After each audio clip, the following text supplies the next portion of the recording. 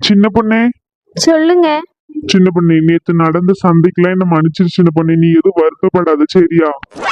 அதெல்லாம் ஒண்ணும் இல்லைங்க, பரவாயில்ல. ஏதோ கோவத்துல தானே பேசியிருப்பீங்க, பரவாயில்ல, இருக்கட்டும். நீ புரிஞ்சுக்கிட்ட சரி. ஆனா அத்தை தான் என் மேல ரொம்ப கோவமா இருப்பாங்கன்னு நினைக்கிறேன்.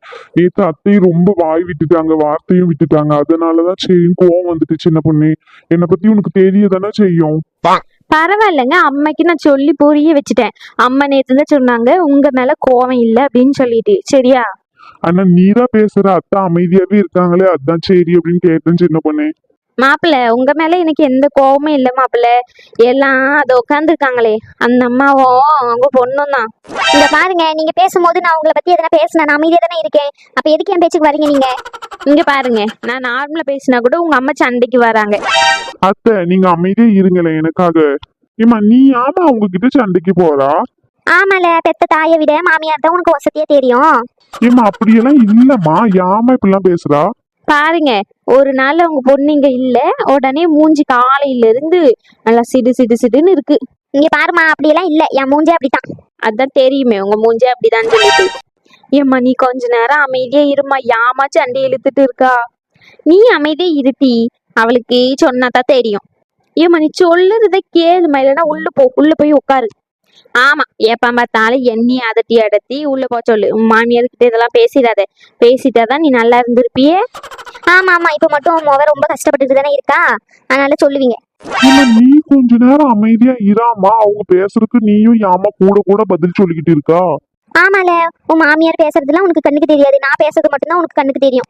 ஏம்மா அப்படியெல்லாம் இல்லம்மா. மாப்பிள்ள, இதுல என்ன இருக்கு? அவங்க பேசினா பேசிட்டு போட்டோம், நம்ம தான் அவங்கள மன்னிச்சு விடணும்.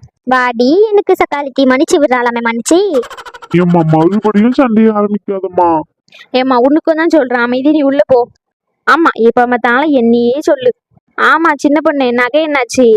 இங்க பாருல சின்னதோட, 2 நாள் டைம் கொடுத்துருக்கா. அவ போயிட்டு உங்க மாப்பிள்ளை கிட்ட கேட்டு வாங்கிட்டு வரேன்னு போயிருக்கா. சும்மா சும்மா என் மோவலையும் இழுத்துக்கிட்டு இருக்க கூடாதுன்னு சொல்லிட்டேன். அவளை என்னென்ன பேச்சு பேசுனாங்க, இதுக்கெல்லாம் மன்னிக்க மாட்டேன்னு சொல்லி வச்சிரு. ஆமா, இங்க இவங்க மன்னிப்பு கேட்டுதான் இங்க வந்து வாழ்ந்துகிட்டு இருக்கானாங்க. அட போங்க. பாருல சின்னதோட, எவ்வளவு நக்கலா பேசிக்கிட்டு இருக்கா. ஏம்மா அவங்க நார்மலாதான் பேசுறாங்க, யாமா இப்படி பண்றா? என் மோவ அப்பமே சொன்னான், அண்ணன் அந்த சைடு போயிருவான், நீ வேணா என் கூட வந்துடுறியாமா அப்படின்னு சொல்லிட்டு. நான் தான் கேட்கல, கூறு கெட்டவ. இப்ப பார்த்தாதானே தெரியுது, ஒரு நாள் நைட்டு தான் கடந்திருக்கு, அதுக்குள்ள மாமியார் கூட சேர்ந்து சிங்சாங் அடிச்சுக்கிட்டு இருக்கா நீ. ஏம்மா யாமா இப்படியெல்லாம் பேசிக்கிட்டு இருக்கா நீ? அப்படியெல்லாம் ஒண்ணும் இல்லம்மா.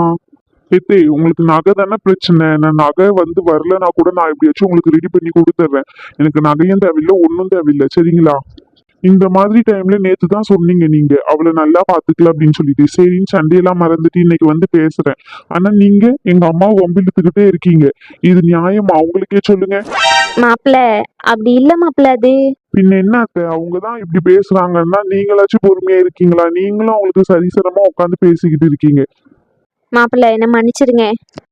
பெரிய வார்த்தையெல்லாம் சொல்லாதீங்க அத்தை என்ன பார்த்து. அதெல்லாம் எனக்கு தேவையில்லை, சரிங்களா? தயவு செஞ்சு சண்டை போடாம இருங்க.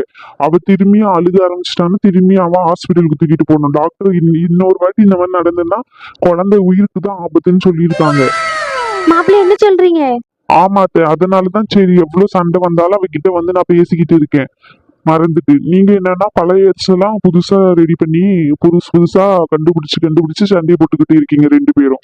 இங்க பாருல சின்னதோட, நான் ஒன்னும் மாமியார் கிட்ட சண்டைக்கு போல, அவதான் என் கிட்ட சண்டைக்கு வந்துகிட்டு இருக்கா. சரிங்க மாப்பிள்ள, நீங்க சொல்லிட்டீங்களே, நான் அமைதியா இருக்கேன்.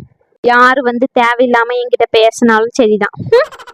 ஏம்மா அவங்க கிட்ட சத்தம் போட்டு நான் சொல்லிட்டேன், சரியா? நீயும் இனிமே அமைதியா இருமா தயவு செஞ்சு. சரி அதெல்லாம் இருக்கட்டும். உன் மொப என்ன சொன்னா அதை முதல்ல சொல்லு.